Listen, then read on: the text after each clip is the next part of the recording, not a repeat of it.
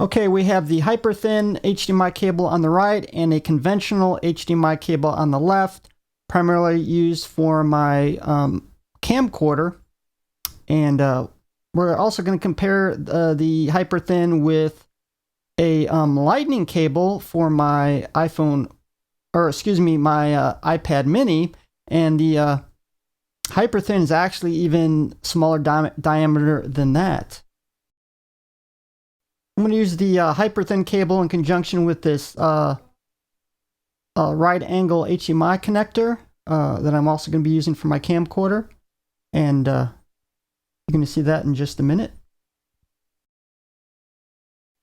Here's the cable and the connector on my rig that I'm using right now for my Teradek cube. The problem I have is the HDMI connector for the camcorder is located right on the wrist hand strap, so I'm using the right angle connector along with the HyperThin into the Teradek cube.